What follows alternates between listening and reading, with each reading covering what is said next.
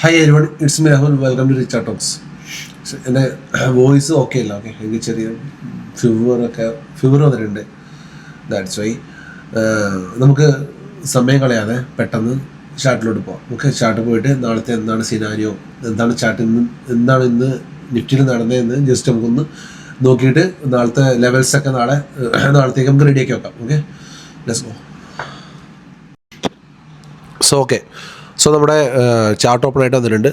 So ഇന്ന് രാവിലത്തെ condition നോക്കുകയാണെങ്കിൽ ഫസ്റ്റ് ക്യാൻഡിൽ 9:30 ക്യാൻഡിൽ 29. ഓക്കെ, ഈ ഒരു ട്രെൻഡ് ലൈൻ ബ്രേക്ക് ചെയ്തെന്ന് മുകളിൽ കയറാൻ ശ്രമിച്ചു. ബട്ട് അത് കഴിഞ്ഞിട്ട് ഒരു ബിയറിഷ് എൻഗാൾഫിങ് വന്നു, ഒരു ബിഗ് റെഡ് ക്യാൻഡിൽ. എന്നിട്ട് നേരെ പിന്നെയും ആ ട്രെൻഡ് ലൈനിന് താഴെ പോയിട്ട് ഫാൾ ചെയ്യുകയാണ് ചെയ്തത്. ഓക്കെ, സോ അത് കഴിഞ്ഞിട്ട് ഏകദേശം ആ ഒരു ഗ്യാപ്പെല്ലാം ഫില്ല് ചെയ്ത് നിഫ്റ്റി താഴെ വന്നിട്ടുണ്ട് ഇവിടെ. ഓക്കെ, ഏകദേശം 9,522 സപ്പോർട്ട് എടുത്തിട്ട് അത് 9,522 ക്ലോസ് ചെയ്തു. ഓക്കെ, ഇതാണ് സിനാരിയോ ഇന്നലത്തെ.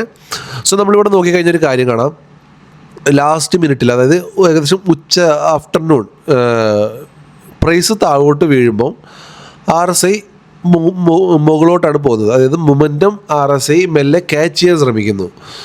സോ നമ്മൾ നാളത്തെ പ്ലാൻ, നാളെ RSI എബോവ് 40 സസ്റ്റെയിൻ ചെയ്യുകയാണെങ്കിൽ, ഓക്കെ, നാളെ RSI എബോവ് 40 സസ്റ്റെയിൻ ചെയ്യുകയാണെങ്കിൽ, നിഫ്റ്റി 25 എബോവ് 970 മുകളിൽ സസ്റ്റെയിൻ ചെയ്യുകയാണെങ്കിൽ നമുക്കൊരു ഇവിടെ ഒരു ബുള്ളി, ഈ ഒരു ട്രെൻഡ് ലൈൻ ബ്രേക്ക് ചെയ്ത് ഈ ഒരു ഏരിയയിൽ ഒരു ബുള്ളി സിനാരിയോ എന്തെങ്കിലും കാണുകയാണെങ്കിൽ നമുക്ക് നിഫ്റ്റിനെ അപ്സൈഡിലോട്ട് നമുക്ക് നോക്കാം. അതായത് കണ്ടിന്യൂസ് ആയിട്ട് നിഫ്റ്റി വീഴുന്നത് കൊണ്ടും നമുക്ക് അപ്സൈഡിലോട്ട് നോക്കാം. അങ്ങനെയാണെങ്കിൽ 26,000 ആയിരിക്കും നമ്മുടെ ഒരു ലെവല്. അതിൻ്റെ മുകളിൽ 26,053 അങ്ങനെ മുകളിലോട്ടുള്ള ലെവൽസ് നമ്മുടെ ഗ്രൂപ്പിൽ അപ്ഡേറ്റ് ചെയ്യാം.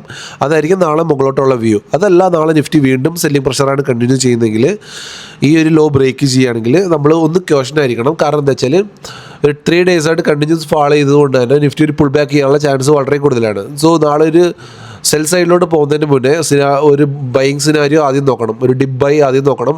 അങ്ങനെ മുകളിലോട്ടാണ്. അതുമല്ല, നാളെ 30 December. ഓക്കെ, സോ ഈ വർഷം കഴിയാൻ പോവുകയാണ്. സോ ഇയർ എൻഡിങ് നിഫ്റ്റിനെ ഒരു പോസിറ്റീവ് ക്ലോസ് ചെയ്യാനായിരിക്കും മാർക്കറ്റ് ശ്രമിക്കുക. സോ ഈ രണ്ട് കാര്യങ്ങളും മനസ്സിൽ വെക്കണം. അതുകൊണ്ട് തന്നെ നേരെ ഒരു സെല്ലിങ്ങിൽ പോകുന്നതിന് മുന്നേ ഈ സിനാരിയോസൊക്കെ നോക്കുക. സോ നാളെ എൻ്റെ വ്യൂ നാളെ മുകളിലോട്ട് തന്നെയാണ്.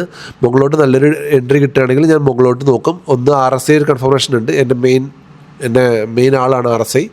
സോ ഞാൻ പ്രൈസേഷൻ RSI വെച്ച് ട്രേഡ് ചെയ്യുന്ന ആളായതുകൊണ്ട് RSI എനിക്കൊരു കൺഫർമേഷൻ തരുന്നുണ്ട് ഇവിടെ. സോ നാളെ പ്രൈസ് ഇതിൻ്റെ മുകളിൽ നിൽക്കുകയാണെങ്കിൽ ഞാനും ബൈ സൈഡിലോട്ടായിരിക്കും പോവുക. സോ 25,972 എബോവ് 26,050 ഇതായിരിക്കും മുകളിലോട്ടുള്ള നമ്മുടെ levels. Okay, as a disclaimer, this is not a buy and sell recommendation. This is only for educational purpose. Okay, ഇതായിരിക്കും നാളത്തെ നമ്മുടെ മൂവ്. അതല്ല, നാളെ രാവിലെ നല്ല സെല്ലിംഗ് പ്രഷർ കാണുകയാണെങ്കിൽ നമ്മൾ മാർക്കറ്റ് എന്താണോ പറയുന്നത് ഇന്ന് നമ്മൾ നോക്കിയ പോലെ അതിനനുസരിച്ച് നമുക്ക് നോക്കാം. ഓക്കെ, ഇന്ന് മാർക്കറ്റ് നമുക്ക് 9:45 ആയപ്പോൾ തന്നെ മനസ്സിലായിട്ടുണ്ടായിരുന്നു മാർക്കറ്റ് താഴോട്ട് വരും. ഓക്കെ, ഈ രണ്ട് ക്യാൻഡിൽ ഇതാണ് ഞാൻ എപ്പോഴും പറയുന്നത്.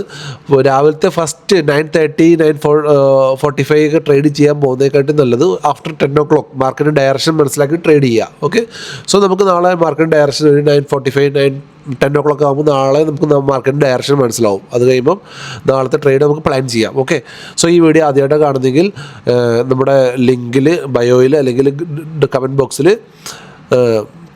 വാട്സപ്പ് ഗ്രൂപ്പിൻ്റെ ലിങ്ക് ഉണ്ടാവും, അതിൽ ജോയിൻ ചെയ്യുക. ഈ വീഡിയോ ഇഷ്ടപ്പെടുന്നുണ്ടെങ്കിൽ please like, share and sub my channel. Thank U.